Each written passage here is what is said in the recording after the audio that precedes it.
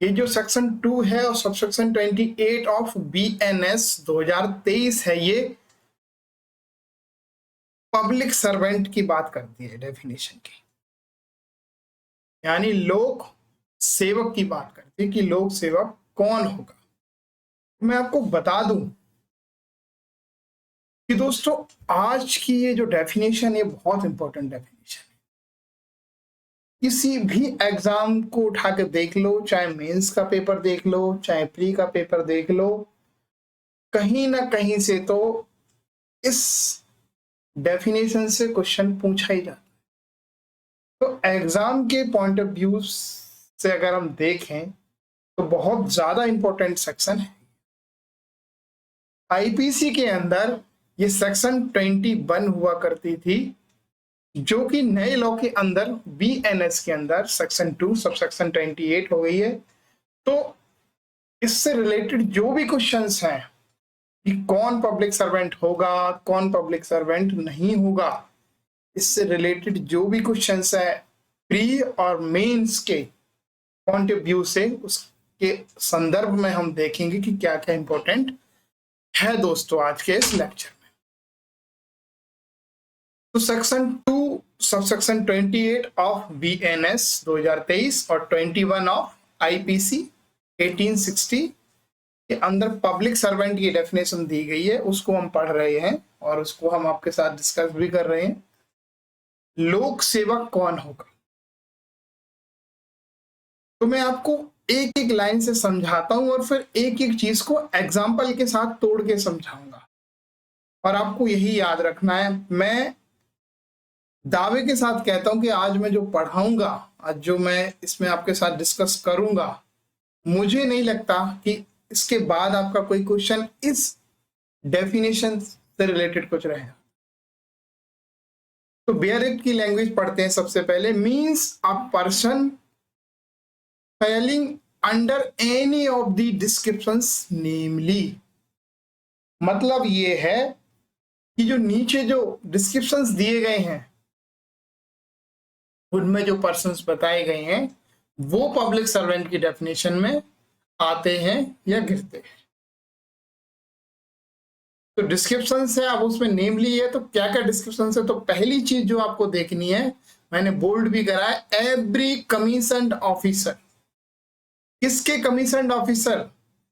In the army, navy और air force. अगर ये कहा जाए कि कोई आर्मी का पर्सन, मैं यहीं तक लिमिटेड कर रहा हूं, आगे नहीं पढ़ा मैंने, आगे वो कवर हो जाए कहीं वो बात अलग है, पर सिर्फ एक जो इसका सब क्लॉज ए है, अगर इसको हम पढ़ते तो every commissioned officer in army, navy और एयरफोर्स। तो ये आर्मी, नेवी, एयरफोर्स के ऑफिसर्स की बात कर रहा है, पर कौन से ऑफिसर्स? जो कमीशन्ड ऑफिसर। इट मींस ये आर्मी, नेवी और एयरफोर्स के सभी ऑफिसर्स को इंक्लूड नहीं कर रहा है, सिर्फ वही जो कमीशन्ड ऑफिसर। अब आपके सामने क्वेश्चन ये आएगा कि कमीशन्ड ऑफिसर कौन होता है। तो मैं आपको सिंपल सा एक ब्रीफ दे देता हूं। कमीशन्ड ऑफिसर वही होते हैं जिसे सरकार से या प्रेसिडेंट महोदय के द्वारा एक नियुक्ति पत्र मिल जाता है, एक लीडरशिप करने का, एक किसी टुकड़ी को के ऊपर आदेश देने का, इस तरह का एक आदेश उनको एक नियुक्ति पत्र मिल जाता है कमीशन्ड ऑफिसर का, कि अब ये commissioned officer, army, navy, air force तीनों के। जनरल अगर मैं बात करूं, जनरली सामान्यता लेफ्टिनेंट से ऊपर की जो भी पोस्ट होती है, लेफ्टिनेंट और उससे ऊपर की, जैसे lieutenant, major, captain, lieutenant colonel, इस तरह की जो भी पोस्ट हैं वो सारी कमीशन्ड ऑफिसर्स कहलाते हैं। जैसे मैं आपको एयरफोर्स की बताऊं तो सब लेफ्टिनेंट से जो पोस्ट स्टार्ट हो जाती हैं, ऐसे ही आप नेवी का देख सकते हो। तो इन तीनों सेनाओं के कमीशन्ड ऑफिसर जो हैं वो पब्लिक सर्वेंट कहलाएंगे इस डेफिनेशन के अकॉर्डिंग। एक चीज अभी आपको समझ में आ गई, अब चलते हैं दूसरी चीज पे। नो डाउट आज का वीडियो लंबा होने वाला, क्योंकि ये इंपॉर्टेंट इतनी ज्यादा, इसीलिए मैं इसको टाइम भी ज्यादा दे रहा हूं। दूसरी बात जो इसकी दी गई है सब क्लॉज बी के अंदर, एवरी जज जो प्रैक्टिस कर रहे हैं उनके लिए तो बड़ा खुशी की बात होगी, अच्छा जज साहब भी पब्लिक सर्वेंट है, including any person empowered by law.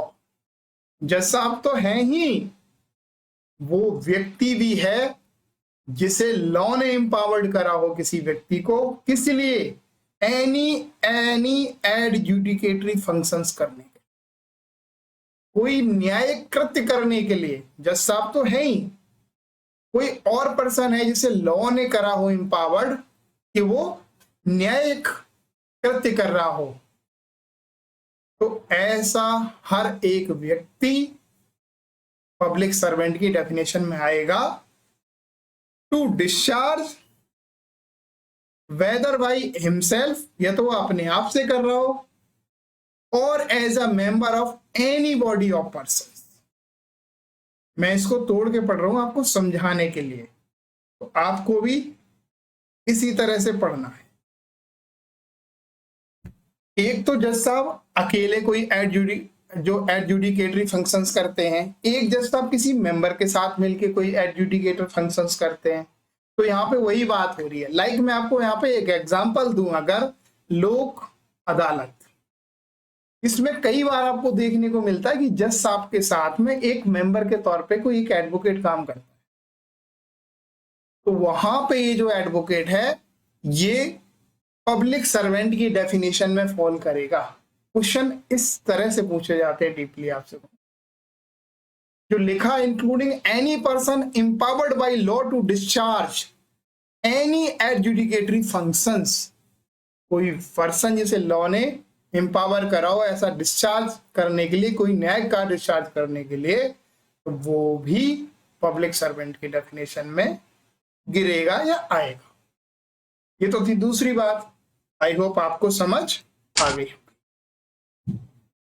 अब समझते हैं तीसरी बात, every officer of a court including, प्रत्येक ऑफिसर कोर्ट का, हर वो अधिकारी जो कोर्ट का अधिकारी है, इंक्लूडिंग अ, कौन कौन और इसमें सम्मिलित है, ऑफिसर ऑफ द कोर्ट तो है ही, प्रत्येक ऑफिसर ऑफ द कोर्ट तो है ही, और साथ में सम्मिलित कौन कौन है, लिक्विडेटर, रिसीवर और कमिश्नर।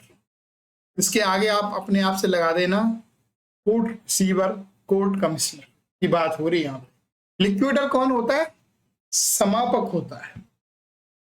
रिसीवर को हिंदी में रिसीवर ही बोलते हैं और कमिश्नर को हिंदी में कमिश्नर ही बोलते हैं। तो ऑफिसर तो है ही कोर्ट का, प्रत्येक ऑफिसर तो है ही, साथ में और कौन कौन सम्मिलित है, लिक्विडेटर भी है, रिसीवर भी है और कमिश्नर भी है। अब मैं आपको जब ये डिटेल में जिस दिन पढ़ेंगे लिक्विडेटर रिसीवर, जब ये चीज आएगी सामने तब डिटेल में पढ़ेंगे। जनरल मीनिंग में इसको समझा देता हूं हमको कि जो लिक्विडेटर होता है, समापक जो होता है, वह व्यक्ति होता है जिसे किसी कंपनी में या किसी फर्म में या किसी संगठन को बंद करने की या लिक्विडेट करने की प्रक्रिया के दौरान नियुक्त किया जाता है।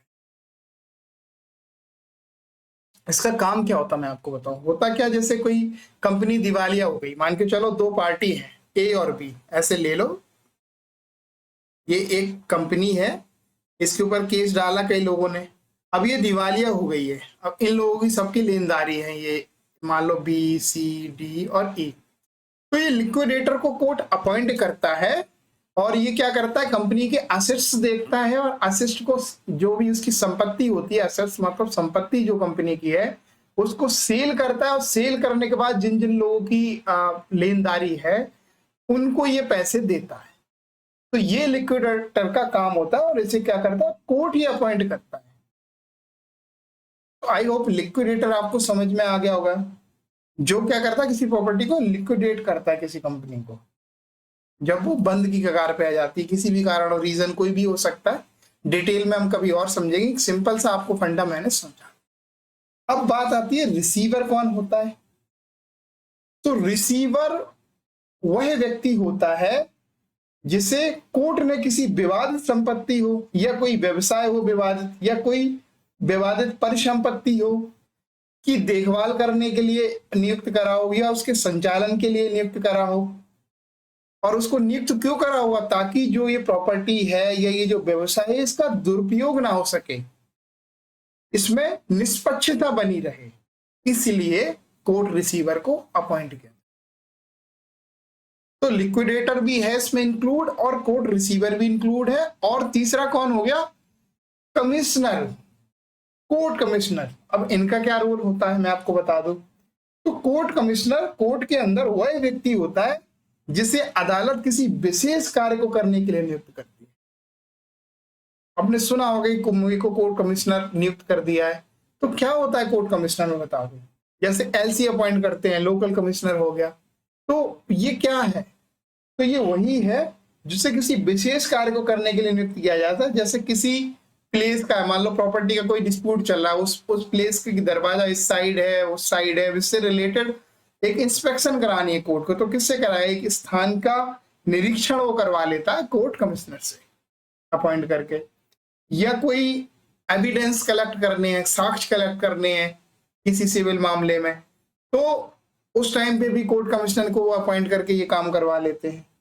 कोई रिपोर्ट तैयार करनी है किसी केस के रिगार्डिंग, किसी प्रॉपर्टी के डिस्प्यूट के रिगार्डिंग या कोई और डिस्प्यूट हो उसके रिगार्डिंग, तो ये सारे काम कोर्ट कमिश्नर करता है। आई होप आपको ये जो मैंने बेसिक समझाया है, जनरली जो इनका मतलब होता है वो आपको समझ आ गया हो।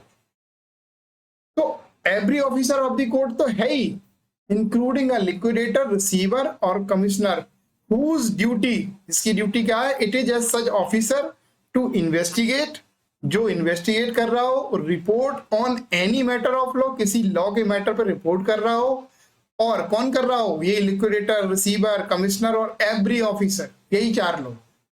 Every officer of the court किसी फैक्ट के ऊपर काम कर रहे हो, टू मेक, उसको बना रहे हो, ऑथेंटिकेट कर रहे हो, रख रहे हो एनी डॉक्यूमेंट को, किसी डॉक्यूमेंट को, और टू टेक चार्ज, किसी चीज का चार्ज ले रहे हो, और डिस्पोज ऑफ एनी प्रॉपर्टी, किसी प्रॉपर्टी को डिस्पोज कर रहे हो, और to execute any judicial process, किसी भी न्यायिक प्रक्रिया को एग्जीक्यूट कर रहे हो, निष्पादित कर रहे हो।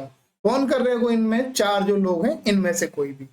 और टू एडमिनिस्टर एनी ऑथ, जो ऑथ दिलाने का काम होता है, ऑथ को एडमिनिस्टर कर रहे हो, कौन कर रहे हो? ये चार लोग। और टू इंटरप्रेट और to preserve order in the court, order को प्रिजर्व कर रहे हो। And every person specially authorised by a court to perform any of such duty. इसके अलावा कोई और भी व्यक्ति,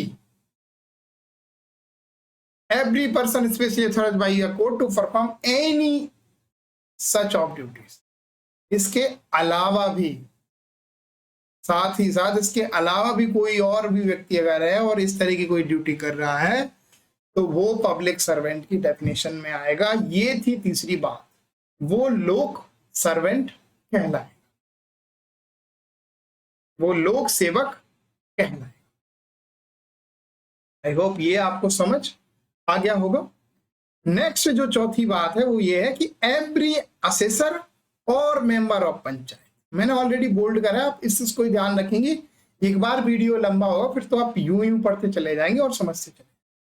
एवरी असेसर और member of panchayat assisting a court और पब्लिक सर्वेंट, प्रत्येक वो सदस्य पंचायत का जो कोर्ट की या किसी पब्लिक सर्वेंट की सहायता कर रहा, या कोई असेसर हो, प्रत्येक वो असेसर जो किसी कोर्ट को असिस्टेंट कर रहा हो, कोर्ट को, कोर्ट की सहायता कर रहा हो, या किसी पब्लिक सर्वेंट की सहायता कर।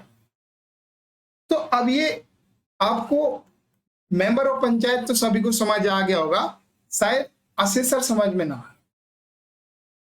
तो मैं आपको बता दूं, असेसर जो होता है, हिंदी में भी उसे असेसर ही बोलते हैं। ये वो अधिकारी होता है जो क्या करता है, किसी संपत्ति हो गई जैसे कोई, ठीक है, कोई इनकम हो गई, आय हो गई, या कोई वस्तु हो गई, उसका ये क्या करता है, वैल्यूएशन करता है, उसका मूल्य निर्धारित करता है, ताकि उसके ऊपर क्या लगाया जा सके, कर लगाया जा सके। ये तो रेवेन्यू के मामले में इसका मतलब हुआ असेसर का। अब अगर कोर्ट के परिप्रेक्ष्य में देखें तो एक्चुअल में जो जज साहब होते हैं, जो मुख्य जज साहब होते हैं, उनकी ये सहायता करता है किसी स्पेशल टॉपिक, जैसे कोई विशेष केस है उसमें असेसर नियुक्त होते हैं, तो वो असेसर क्या करता है, उसमें जो मुख्य न्यायाधीश होते हैं उनकी सहायता करने वाला एक ही व्यक्ति होता है, असिस्टिंग करता है कोर्ट की। किसी पब्लिक सर्वेंट की भी कर सकता है, अगर पब्लिक सर्वेंट जो क्या, जैसे मान के चलो किसी और न्यायालय से हटके किसी और में देखें, तो एक्चुअल में इसका काम यही होता है कि ये सहायता के लिए होता है, एक व्यक्ति जो किसी पर्टिकुलर टॉपिक के ऊपर या पर्टिकुलर किसी इनकम के ऊपर, किसी के ऊपर भी स्पेशल ज्ञान रखता है, उसमें हेल्प करता है। और मेंबर ऑफ पंचायत तो आपको पता ही है, सभी को पंचायत सदस्य होते हैं, ये गांव के विकास में संलग्न रहते हैं, गांव में जो रिलेटेड मीटिंग्स वगैरह होती हैं उनमें ये पब्लिक सर्वेंट, जैसे मान के चलो ग्राम विकास अधिकारी आ गया, उन सबकी ये हेल्प करते हैं। तो मेंबर ऑफ पंचायत भी क्या कहलाएगा, पब्लिक सर्वेंट कहलाएगा। असेसर क्या कहलाएगा, पब्लिक सर्वेंट कहलाएगा। लेकिन ये कहलाएंगे तब जब ही कहलाएंगे जब ये तो कोर्ट की ये असिस्टिंग कर रहे हो या पब्लिक सर्वेंट की असिस्टिंग कर रहे हो। ये चीज आपको याद रखनी, जो मैं पढ़ा रहा हूं उसको बिल्कुल याद रखना है आपको, क्योंकि क्वेश्चन में कई बार ऐसे पूछ लेते हैं कि एक आर्मी ऑफिसर है, क्या वो पब्लिक सर्वेंट कहलाएगा, और कमीशन नहीं लिखते हैं। तो कमीशन नहीं लिखा है, सिर्फ आर्मी ऑफिसर लिखा है, तो आप बिल्कुल कह दो कि नहीं जी पब्लिक सर्वेंट नहीं है, अभी तक जो डेफिनेशन के अकॉर्डिंग निकल के आया है। तो इन सारी चीजों को आपको देखना पड़ेगा, इस तरह से ऑप्शंस बनाए जाते हैं। अब जो नेक्स्ट है वो पांचवी बात है। पांचवी बात है एवरी आर्बिट्रेटर और अदर पर्सन। आर्बिट्रेटर तो है ही, आर्बिट्रेटर बोलते हैं मध्यस्थ, मध्यस्थता कराने वाला व्यक्ति, मध्यस्थता, ठीक है, जो मध्यस्थता कराए वो हो गया मीडिएटर, आर्बिट्रेटर हो गया, ठीक है। और other person to whom any cause or matter has been referred for decision or report by any court or by any other competent authority। Arbitrator और कोई अदर पर्सन, जैसे कोई मैटर किस रिफर करा गया हो, किसने करा हो, या तो कोर्ट ने किया हो या किसी अदर कॉम्पिटेंट पब्लिक अथॉरिटी ने किया हो। पब्लिक अथॉरिटी का मतलब यहाँ पे क्या है, गवर्नमेंट अथॉरिटी से रिलेटेड मतलब है, क्योंकि कोई गवर्नमेंट सरकारी कोई अथॉरिटी है, उसने ऐसा करने के लिए दिया हो कि इसको निपटाना है, तो कोई पर्सन को कर दिया है, तो वो व्यक्ति भी पब्लिक सर्वेंट कहलाएगा जब वो इस तरह के कोई मैटर के में कोई डिसीजन ले रहा हो या उसको रिपोर्ट कर रहा हो। तो आर्बिट्रेटर तो है ही, साथ में अदर पर्सन भी है जिसे कोई मैटर रिफर किया जा चुका हो, रिफर किया गया हो, इसलिए डिसीजन और रिपोर्ट करने, जिसपे वो डिसीजन दे और उसको रिपोर्ट करे कि क्या है क्या। अब ये या कोर्ट ने भेजा हो या कोई other competent public authority. Court का मतलब मैं ऑलरेडी डेफिनेशन कोर्ट की मैंने पढ़ाई हुई है, उसमें पढ़ा दी है। कॉम्पिटेंट अथॉरिटी मैंने ऑलरेडी अभी आपको बता दी। कॉम्पिटेंट पब्लिक अथॉरिटी का मतलब जिसे लॉ ने एम्पावर किया हो ऐसा करने के, वो हुई कॉम्पिटेंट पब्लिक अथॉरिटी। पांचवी बात भी कंप्लीट हुई। आई होप आपको समझ में आ गया होगा कि आर्बिट्रेटर और अदर पर्सन जिनको किसी रेफर करा गया हो कोई मैटर, या तो कॉम्पिटेंट पब्लिक अथॉरिटी ने किया हो या कोर्ट ने किया हो, ठीक है।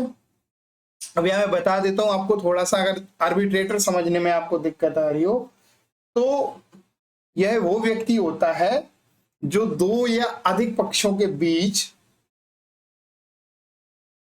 आपसी सहमति से किसी विवाद को सुलझाने के लिए नियुक्त किया जाता है।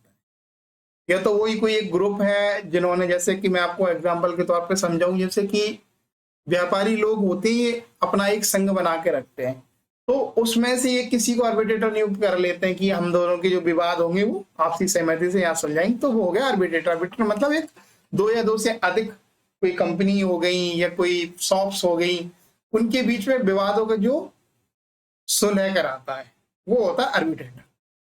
बाकी जो आर्बिट्रेटर पढ़ेंगे डिटेल से तब का तब समझेंगे। अभी मैं आपको एक जनरल मीनिंग समझा दी कि आर्बिट्रेटर होता क्या। एक तरह से कहा जाए तो एक निष्पक्ष व्यक्ति होता है जो दोनों पक्षों को सुनता है और उसके बाद उनके ऊपर निर्णय दे देता है। इसके बाद जो हमारी छठी बात है, 6 नंबर पे हम आ जाते हैं, और इसमें मैं आपको बताऊं कि एवरी पर्सन, हर वो प्रत्येक व्यक्ति who hold any office by virtue of which is empowered to place or keep any person in confinement।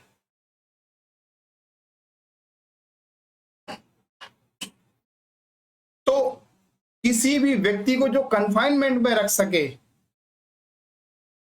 who hold any office, कोई भी ऑफिस वो होल्ड कर रहा हो और वो एम्पावर्ड हो कि वो किसी व्यक्ति को किसी प्लेस पे कंफाइनमेंट कर सके किसी व्यक्ति। तो ऐसा कौन करता है? तो ऐसा करते हैं हमारे जेलर साहब, लाइक प्रिजन। तो ये जेलर साहब जो हैं वो क्या कहलाएंगे? पब्लिक सर्वेंट कहलाएंगे। ऐसे ही एक पुलिस ऑफिसर है जो किसी को एक पर्टिकुलर प्लेस पे बंद करके रख सकता है, कंफाइनमेंट करके रख सकता है, वो भी क्या कहलाएगा? पब्लिक सर्वेंट कहलाएगा। तो ये तो थी छठी बात। आई होप ये भी आपको समझ आई होगी अच्छे से। अब समझते हैं 7वीं बात पे पहुंच गए। एक एक चीज बता रहा हूं मैं आपको। Every officer of the government, हर वो प्रत्येक व्यक्ति, हर वो प्रत्येक ऑफिसर किसका? सरकार का। whose duty it is as such officer to prevent offense, हर वो ऑफिसर किसका? सरकार का ऑफिसर। ठीक है, हर वो प्रत्येक ऑफिसर किसका? सरकार का, जिसकी ऐसी ड्यूटी है। क्या ड्यूटी है उस ऑफिसर की? उस ऑफिसर के मतलब जो सरकार का जो प्रत्येक ऑफिसर है, टू प्रिवेंट ऑफेंसेस, जो ऑफेंस ना हो उनको रोकने की कोशिश करता है, प्रिवेंटिव काम करता है। जैसे एग्जीक्यूटिव मजिस्ट्रेट हो गए, पुलिस अथॉरिटीज हो गई, वो ऑफेंस करने से पहले ही आपको प्रिवेंट करती हैं। To give information of offence, जो इंफॉर्मेशन देते हो ऑफेंस से रिलेटेड कि ऑफेंस से हो गई। To bring offender to justice, जो ऑफेंडर को लाते हो ताकि न्याय हो सके। और to protect the public health, जो पब्लिक की हेल्थ को प्रोटेक्ट करते हो। तो यहाँ पे क्या आ गए? आपके गवर्नमेंट डॉक्टर्स आ गए। और अभी जो इंफॉर्मेशन दे रहे हो, प्रिवेंट कर रहे हो, यहाँ पे पुलिस एग्जीक्यूटिव मजिस्ट्रेट आ गए। ठीक है, ऑफेंडर को जो न्याय के लिए लेके आएंगे, कौन आएंगे? वो पुलिस वाले लेके आएंगे, वो हो गई, या कोई और अथॉरिटी हो गई, है ना, जो इन्वेस्टिगेशन से रिलेटेड है, ऑफेंस से रिलेटेड जो जुड़ी हुई है, उस तरह की अथॉरिटी भी इसमें कवर हो जाएंगी। और उनके जो ऑफिसर्स होंगे वो पब्लिक सर्वेंट कहलाएंगे। सिर्फ आपको ये याद रखना कि वो प्रत्येक ऑफिसर वो गवर्नमेंट का ऑफिसर होना चाहिए, किसी और का नहीं। और गवर्नमेंट का मतलब यहाँ पे क्या है? सेंट्रल गवर्नमेंट, स्टेट गवर्नमेंट और लोकल गवर्नमेंट, 3 लेवल पे होती है। म्युनिसिपल, तो उनमें से किसी का भी ये ऑफिसर हो और वो इस तरह के काम कर रहा हो। जैसे प्रोटेक्ट ऑफ पब्लिक हेल्थ, अब प्रोटेक्ट ऑफ पब्लिक हेल्थ के लिए तो एमसीडी होगी, जैसे दिल्ली में, उसके भी लोग काम करते हैं, बहुत सारे मच्छर भगाने वाला। तो ये क्या पब्लिक की हेल्थ को तो प्रोटेक्ट कर रहे हैं। तो ऐसे ऑफिसर भी क्या कहलाएंगे? पब्लिक सर्वेंट कहलाएंगे। सेफ्टी से रिलेटेड जो काम कर रहे हैं, जैसे फायर ब्रिगेड वाले हो गए, ये क्या कर रहे हैं? सेफ्टी प्रोटेक्ट कर रहे हैं, ऑफिसर हैं गवर्नमेंट के। तो ये क्या कहलाएंगे? पब्लिक सर्वेंट कहलाएंगे। ऐसी पब्लिक की जो सहायता करते हो किसी भी तरीके से, अब वो गवर्नमेंट के ऑफिसर हैं, तो वो क्या कहलाएंगे? Public servant. आई होप यहां तक आपको समझ में आ गया होगा। नेक्स्ट जो है हमारी 8वीं बात, वो ये है, एवरी ऑफिसर, प्रत्येक officer whose duty it is as such officer to take, receive, keep और expend any property on behalf of the, प्रत्येक वो ऑफिसर जो किसी प्रॉपर्टी को सरकार के बिहाफ पे या तो रिसीव करता है या रखता है या एक्सपेंड करता है, इसका विस्तार करता है, तो ऐसा व्यक्ति भी क्या कहलाएगा? Public servant. और टू मेक एनी सर्वे, और वो कोई सर्वे करता है। कौन सर्वे करता है? एवरी ऑफिसर जो गवर्नमेंट के बिहाफ पे कोई सर्वे कर रहा है, असेसमेंट कर रहा है, गवर्नमेंट के बिहाफ पे कांटेक्ट कर रहा है। तो इसमें क्या आ जाते हैं? बहुत सारे, जैसे विदेश मंत्रालय से रिलेटेड बहुत सारे हमारे ऑफिसर्स हैं जो ये कांटेक्ट करते हैं अदर कंट्री के साथ। तो इस तरह से हो गए, किसी मल्टीनेशनल कंपनीज हैं उनके साथ कांटेक्ट करते हैं, तो ये लोग भी क्या कहलाएंगे? हमारे पब्लिक सर्वेंट कहलाएंगे।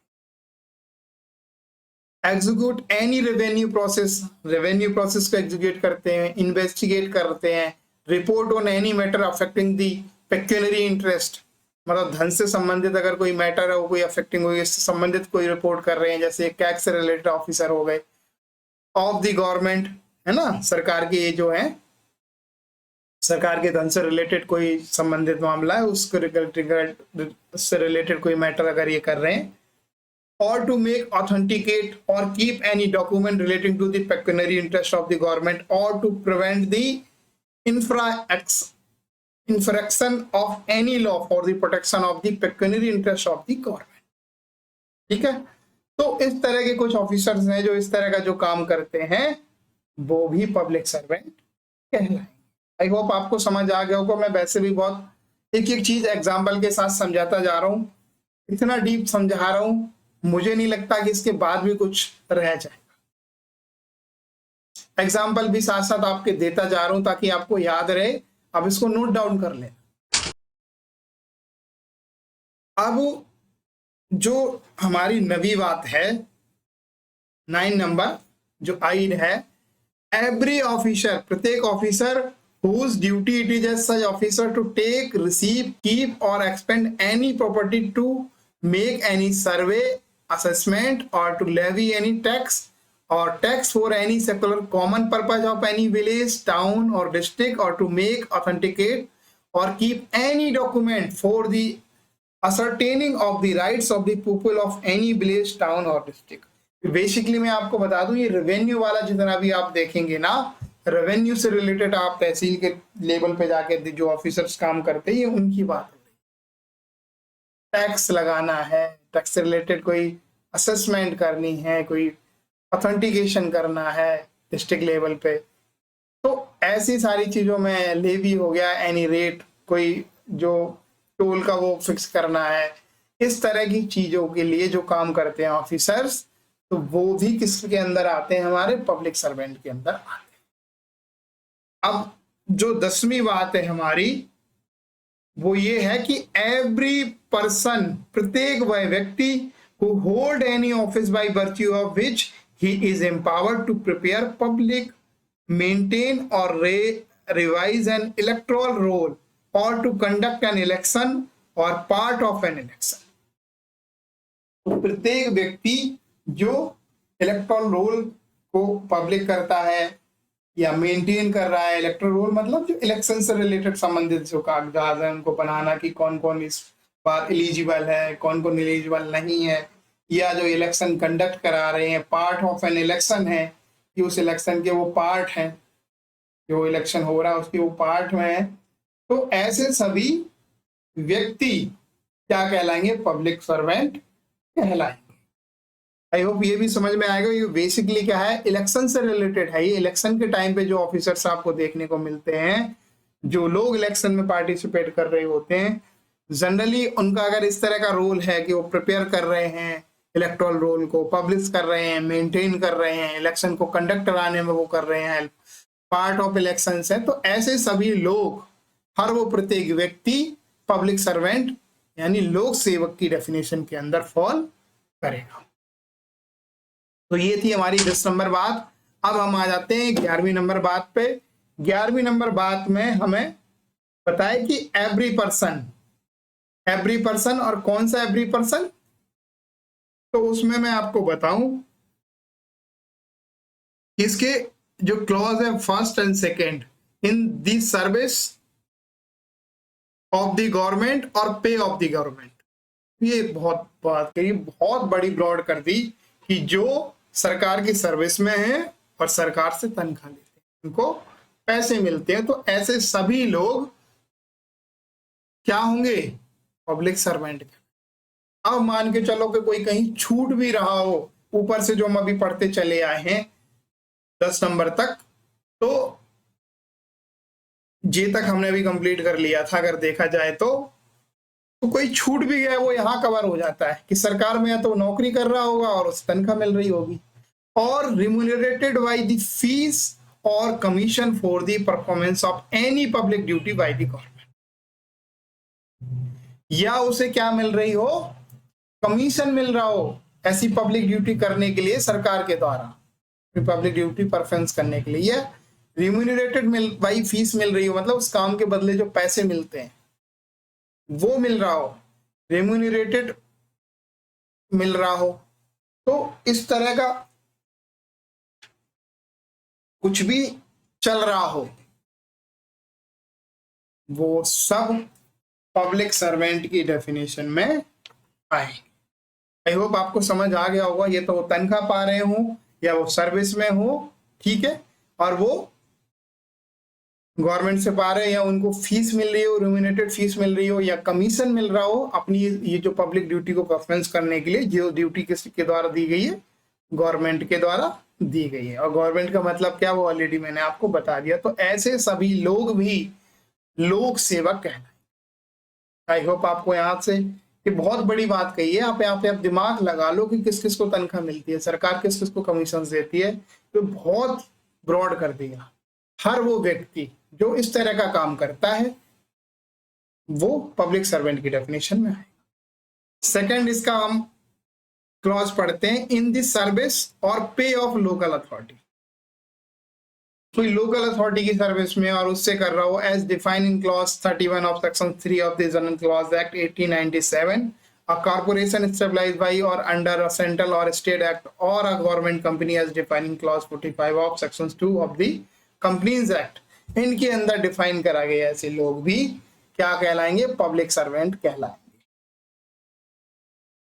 ठीक है, तो यहां तक हमारी बात हो गई कंप्लीट और ये समझ में भी आ गया होगा आपको। लास्ट वाला मैं ज्यादा डिफाइन इसलिए नहीं कर रहा हूं, आप इतना समझो कि लोकल बॉडीज के अंदर, लोकल जैसे म्युनिसिपल हो गया, इसमें या तो सर्विस पे हो और इससे या तो तनख्वाह मिल रही है उसको, ठीक है। और जो ये जो बताइए कंपनी टैक्स हो गया, जैसे जनरल क्लॉज एक्ट है, कॉर्पोरेशन एस्टैब्लिश्ड हो गया, सेंट्रल और स्टेट एक्ट हो गया, इसमें ये डिफाइन है, ऐसे सभी लोग क्या कहलाएंगे? पब्लिक सर्वेंट कहलाएंगे। ठीक है, अभी तक यहां तक आपको अच्छे से समझ आ गया होगा।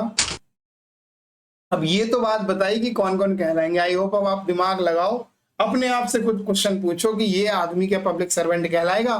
तो मैंने पूरी लिस्ट आपको पढ़ा दी है, आप लिस्ट में उसको फिट करके देखो। अगर वो फिट होता है तो पब्लिक सर्वेंट है, अगर वो फिट नहीं होता है तो पब्लिक सर्वेंट नहीं है। पहले भी कह रहा हूं, ये डेफिनेशन बहुत इजी नहीं है, ज्यादातर लोग इसको कंप्लीट नहीं पढ़ाते क्योंकि इसके लिए बहुत सोचने की जरूरत है, बहुत ब्रॉड स्कोप दिया है इस डेफिनेशन।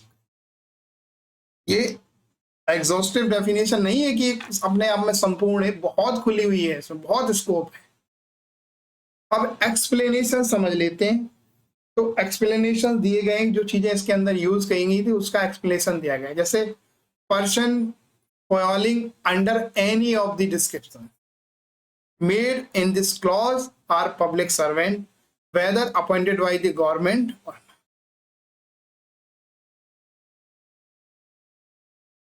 अब ये है कि जो मैंने वो क्लॉज ऊपर पढ़ाई है, मान के चलो किसी में कोई व्यक्ति है, वो जो इन सब जो डिस्क्रिप्शन जो अभी हमने पढ़ाए हैं, 1 से लेके के तक जो पढ़ाया है, से के तक के बारे में, इसके अंदर तो फॉल कर रहा है, पर उसे गवर्नमेंट ने अपॉइंट नहीं किया हुआ है, किसी और ने अपॉइंट किया है। ठीक है, तो इसका मतलब ये नहीं है कि वो पब्लिक सर्वेंट नहीं कहलाएगा, वो तब भी पब्लिक सर्वेंट कहलाएगा। ये यहीं पे एक्सप्लेन करा है, every person who is in actual position of the situation of a public servant, whatever legal defect there may be in his right to hold that situation is a public servant। अब दूसरी situation ये है, पहली तो मैंने बता दी कि मान लो सरकार ने नहीं किया है अपॉइंट किसी को, तो ये नहीं कह सकते कि भाई साहब हम पब्लिक सर्वेंट नहीं है, whether appointed by the government और नॉट, किया हो या ना किया हो, उससे कोई एक्सप्लेनेशन दे दी इसमें, तो भाई साहब नहीं भी किया है, पर जो हमने जो डिस्क्रिप्शन दिए हैं पूरा ए से लेके के तक जो मैंने आपको पढ़ाया, ये जो पूरी एक लिस्ट अभी पढ़ाई मैंने आपको, एक जो लिस्ट पूरी आपको समझाई, अगर उसमें वो फॉल कर रहा है, उस डिस्क्रिप्शन में अगर वो आ रहा है, उस संदर्भ जो दिए गए हैं पूरा उसमें अगर आ रहा है, तो फिर कोई फर्क नहीं पड़ता कि उसे गवर्नमेंट ने अपॉइंट किया है या नहीं किया। एक एक्सप्लेनेशन तो ये था। दूसरा एक्सप्लेनेशन ये है कि ऐसी सिचुएशन है कि किसी ने मान लो अपॉइंटमेंट हो गई है किसी सरकारी अफसर के तौर पे किसी पद पे, और पता ऐसा चल रहा है कि भाई साहब इसने जो नौकरी पाई थी वो चीटिंग करके पाई थी, मतलब एक ड्यू प्रोसेस जो हुआ ना है उसके जरिए ना जाके ये डायरेक्ट किसी तरीके से घुस गया इसमें।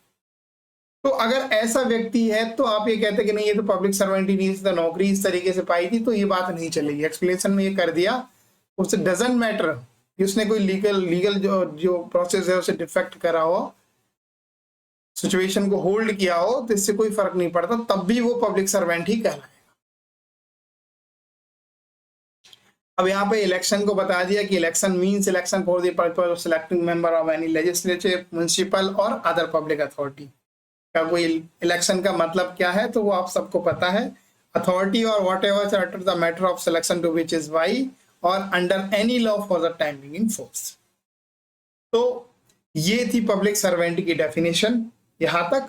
अब इसके आगे हम चलेंगे, स्पेशली एक इलस्ट्रेशन लिखा है कि a municipal commissioner is a public servant. तो municipal commissioner is a public servant, मुझे लगता नहीं कि यहाँ पे लिखने की जरूरत थी कि म्युनिसिपल कमिश्नर कौन जनरली होता है, आईएएस होते हैं। तो वो तो ऑलरेडी सरकार से पैसे ले रहे हैं और उन्हीं के द्वारा उन्हीं की सर्विस में है, तो वो तो कवर हो ही गई थी ऑलरेडी, और वो पब्लिक की प्रोटेक्ट के लिए तो काम कर रहे हैं, हेल्थ के लिए तो काम कर रहे हैं, पब्लिक की सेफ्टी के लिए तो काम कर रहे हैं, पब्लिक की कन्वीनियंस के लिए तो काम कर रही है म्युनिसिपल कमिश्नर, और किस लिए है, तो ज्यादातर तो डेवलपमेंट के काम करता है म्युनिसिपल कमिश्नर जो होता है। तो यहाँ पे लिखने की बात जरूरत थी नहीं, पर लिखा है लॉ में, तो हम इसको याद रखेंगे, इलस्ट्रेशन में लिखा हुआ है ये। तो क्वेश्चंस बनते भी ऐसे ही हैं, तो इसी लिस्ट में ऐसे क्वेश्चंस बनते हैं। अब इसी में आपको दिमाग लगाना है। मैं कह रहा हूँ आप एक छोटी चीज पकड़ लो कि जिसको केवल तनख्वाह सरकार से मिल रही है, रेम्यूनरेशन मिल रहा हो या कमीशन मिल रहा हो उस काम के लिए जो गवर्नमेंट ने दिया हो, बस वो पब्लिक सर्वेंट की डेफिनेशन में आ जाएगा।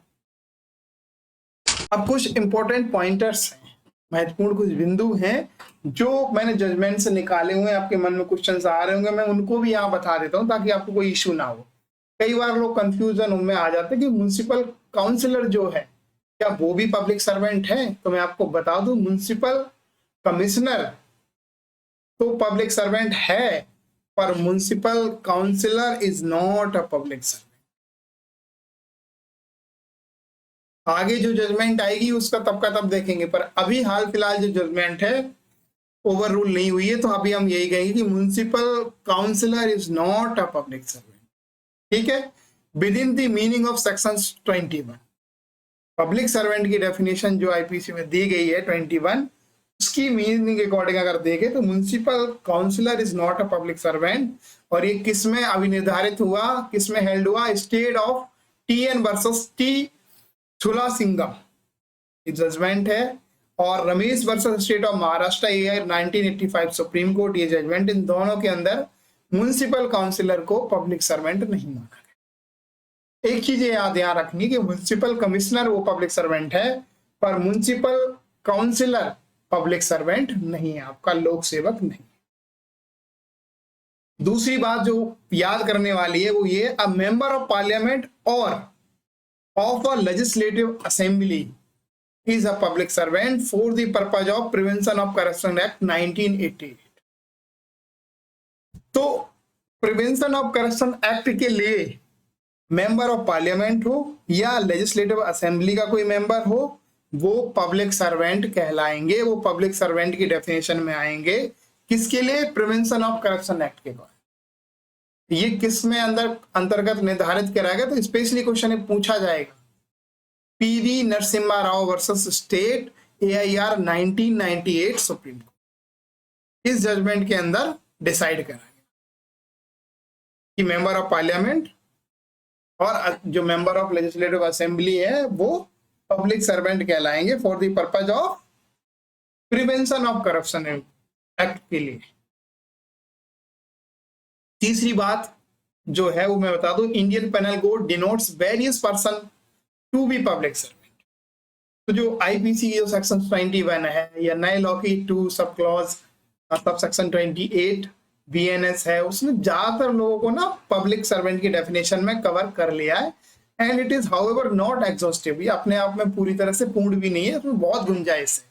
A person may be a public servant in term of another institute, ठीक है, किसी और इंस्टीट्यूट में वो पब्लिक सर्वेंट की डेफिनेशन में भी और भी लोग आ सकते हैं। However we may notice that a person who inter alia इसके अलावा भी is in the service or pay of the government established by or under a central provision or the state act would also come with the purview thereof। Naresh Kumar Madan versus state of Madhya Pradesh में ये बात कही गई। तो आपको इतने याद रखना है कि it is however not executive, मतलब एग्जॉस्टिव डेफिनेशन ये नहीं है। जनरली तो बहुत लोगों को कवर करा है, इसके बाद भी और भी जो लॉज हैं हो सकता है उसके अंदर ये लोग कवर हो जो यहाँ पे कवर ना। ये बात Naresh Kumar Madan versus state of Madhya Pradesh के अंदर अभी निर्धारित किया गया था। अब हुआ एक क्वेश्चन, देखो कैसी सिचुएशन आई कि एक सिविल सर्वेंट है, एक आईएएस है, वो क्या कोऑपरेटिव सोसाइटी के अंदर काम कर रहा है डेपुटेशन पे। तो क्वेश्चन ये उठ के आया भैया कि ये बंदा पब्लिक सर्वेंट कहलाएगा या नहीं कहलाएगा, क्योंकि डेपुटेशन पे काम कर रहा है। डेपुटेशन क्या होता है मैं आपको थोड़ा सा समझा दूं। यहाँ डेपुटेशन का मतलब ये होता है, एक प्रतिनियुक्ति बोलते हैं इसको हिंदी में। तो एक ये क्या होती है, एडमिनिस्ट्रेटिव प्रोसेस होता है, एक प्रशासनिक प्रक्रिया होती है जिसमें किसी जो एम्प्लॉय है, किसी कर्मचारी को टेम्पररी यानी अस्थायी रूप से उसका जो विभाग होता है, मूल विभाग होता है या उसका जो मूल संगठन होता है, उससे हटाकर वो किसी दूसरे संगठन या विभाग में वो काम करने के लिए भेजा जाता है या वो काम करता है। तो इसे बोलते हैं कि वो डेपुटेशन पे वहां काम कर रहा है। मतलब ये मान के चलो, आप जैसे कोई व्यक्ति ए कंपनी में काम कर रहा है या ए किसी सरकारी दफ्तर में काम कर रहा है, वो टेम्परेली कुछ टाइम के लिए बी नाम का कोई दफ्तर है उसके अंदर काम करता है, तो इसे कहते हैं कि वो डेपुटेशन पे वहां काम कर रहा है। तो ये डेपुटेशन पे काम कर रहे थे किसमें, कोऑपरेटिव सोसाइटी के अंदर काम, ठीक है। तो डेपुटेशन तो आपको मैंने बता दिया, आपको जनरल मीनिंग डेपुटेशन का क्या होता है कि ऑन डेपुटेशन। कोऑपरेटिव सोसाइटी के बारे में आपको और बता देता हूँ, फिर ये समझाऊंगा कि सिविल सर्वेंट क्यों इसमें नहीं आया। तो कोऑपरेटिव सोसाइटी को बोलते हैं सहकारी समिति, सहकारी संस्था। गांव में आप खाद बीज की दुकान जो देखते हैं ना, सहकारी समिति उन पे लिखा रहता है। जनरली जो गांव से लोग जुड़े होंगे ना, उन्हें बहुत याद होगा, उन्हें अच्छे से पता होगा। शहरों में भी हालांकि उपभोक्ता सहकारी समितियां देखने को मिल जाती हैं यदा कदा, तो आप उनको भी देख सकते हो। तो सहकारी समिति होती क्या, एक ऐसी संगठनात्मक इकाई होती है जिसे आमतौर पर लोगों के समूह द्वारा साझे आर्थिक, सामाजिक या सांस्कृतिक हितों को पूरा करने के लिए बनाया जाता है। जैसे अब आपको एग्जांपल दूं, कृषि सहकारी समिति हो गई, उपभोक्ता सहकारी समिति हो गई, है ना, उपभोक्ता सहकारी समिति हो गई। इसी तरह से आपका ले लो आवास सहकारी समिति हो गई। तो आवास सहकारी समिति क्या करती है, आवास से रिलेटेड जो लोग हैं, जिन लोगों ने मिलकर बनाया, उनमें आवास का डिस्ट्रीब्यूशन करती है। ऐसी उपभोक्ता सहकारी समिति क्या है, वो राशन जो है, राशन से रिलेटेड जो जनरल चीजें हैं उनकी पूर्ति कराती है। कृषि सहकारी समिति जैसे हो गया, वो खाद बीज ये सब किसानों को प्रोवाइड कराती है। तो अब ये हम लौट के अपनी उसी सिचुएशन में आते हैं कि एक सिविल सर्वेंट है, ये कोई, ये मान के चलो ए ही मान लो, ए नाम का एक सिविल सर्वेंट है, ये डेपुटेशन पे काम कर रहा था किसमें, कोऑपरेटिव सोसाइटी। तो बताया कि भैया पब्लिक सर्वेंट है या नहीं, आप क्वेश्चन ये। तो ये जजमेंट है एसएस धनो versus municipal corporation AIR 1981 supreme court, ठीक है। ओवर रूल नहीं हुई है जजमेंट, जो मैंने आज लिखी हूँ एक भी ओवर रूल नहीं हुई है। पर आप जब भी पढ़ेंगे टाइम टू टाइम इनको चेक करते हैं ना कि कब कौन सी जजमेंट ओवर रूल हो जाए, कोई पता नहीं।